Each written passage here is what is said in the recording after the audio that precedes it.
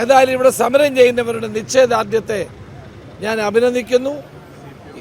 ഈ സമരം ശക്തമായി തന്നെ മുന്നോട്ട് പോകും എന്നുള്ളതാണ് അവരെന്നോട് സൂചിപ്പിച്ചത്.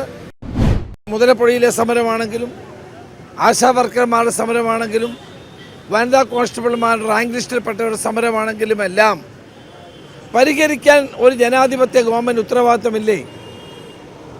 ആ ഉത്തരവാദിത്തം നിറവേറ്റാതെ സർക്കാർ സമരം ചെയ്യുന്നവരെ അപമാനിക്കുകയാണ് ചെയ്തുകൊണ്ടിരിക്കുന്നത്. കണ്ണിൽ ചോരയില്ലാത്തൊരു സർക്കാരാണ് കേരളം ഭരിക്കുന്നത്. ഇത്ര ദിവസമായിട്ട് 30 ദിവസമായി നിരാഹാരത്തിലാണ്, 68 ദിവസമായി അവർ സമരത്തിലാണ്.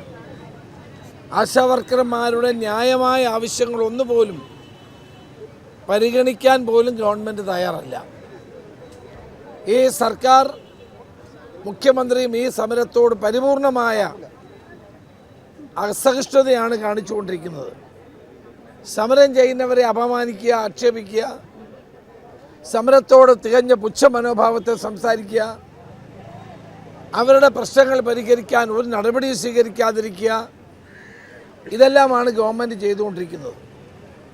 ഒരു കാരണവശാലും ഇത് അംഗീകരിക്കാൻ കഴിയുന്നതല്ല. ഈ ബഹുജന പ്രക്ഷോഭമായി ഇത് വളർന്നു വരുന്നു എന്നതിൽ സർക്കാർ അസഹിഷ്ണുത കാണിച്ചിട്ട് അർത്ഥമില്ല. ആശാ വർക്കർമാർ സമൂഹത്തിന് വേണ്ടി ചെയ്യുന്ന സേവനങ്ങൾ എല്ലാവർക്കും അറിയാം. അവരെ ഇങ്ങനെ കഷ്ടപ്പെടുത്തുന്നത് ശരിയല്ല. അവർക്ക് ന്യായമായ ആവശ്യങ്ങൾ അംഗീകരിച്ചു കൊടുക്കാനുള്ള മനോഭാവമാണ് സർക്കാർ കാണിക്കേണ്ടത്. അത് കാണിക്കാത്തതിൽ ഞാൻ ശക്തമായ പ്രതിഷേധം രേഖപ്പെടുത്തുകയാണ്. ഏതായാലും ഇവിടെ സമരം ചെയ്യുന്നവരുടെ നിശ്ചയദാർഢ്യത്തെ ഞാൻ അഭിനന്ദിക്കുന്നു. ഈ സമരം ശക്തമായി തന്നെ മുന്നോട്ട് പോകും എന്നുള്ളതാണ് അവരെന്നോട് സൂചിപ്പിച്ചത്. അവരെ ഞാൻ അഭിവാദ്യം ചെയ്യുന്നു. അവരോടൊപ്പം കേരളത്തിലെ ജനങ്ങളുണ്ട്. ജനങ്ങളുടെ മനസ്സ് അവരോടൊപ്പമുണ്ട്. ജനാഭിലാഷത്തെ മാനിക്കാത്ത സർക്കാരിനെതിരായ ശക്തമായ വികാരം ജനങ്ങളിലുണ്ട്. ഇതുപോലെയാണ് അപ്പുറത്ത് വനിതാ കോൺസ്റ്റബിൾമാരുടെ റാങ്ക് ലിസ്റ്റിൽപ്പെട്ട ആളുകൾ.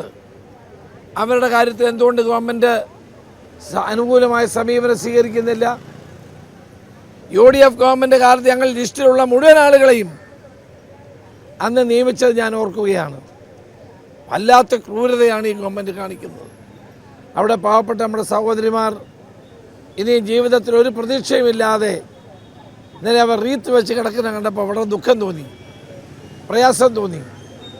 ഈ 2 പ്രശ്നങ്ങൾക്ക് പരിഹാരമുണ്ടാകാതെ ഗവൺമെൻറ് അവരോട് കാണിക്കുന്ന അവഗണന അവസാനിപ്പിക്കണം എന്നാണ് എനിക്ക് ആവശ്യപ്പെടാനുള്ളത്. സർക്കാരിന് സമരങ്ങളോട് പുച്ഛമാണ്.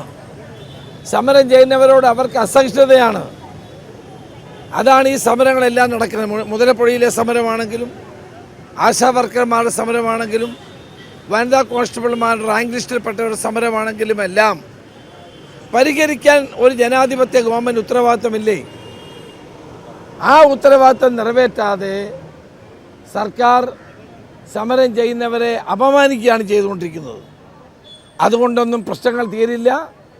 കേരളത്തിലെ ജനങ്ങളുടെ മനസ്സ് ഈ ആശാ വർക്കർമാരോടും വനിതാ കോൺസ്റ്റബിൾമാരോടൊപ്പം ഉണ്ട് എന്ന് തന്നെയാണ് എനിക്ക് സൂചിപ്പിക്കാനുള്ളത്.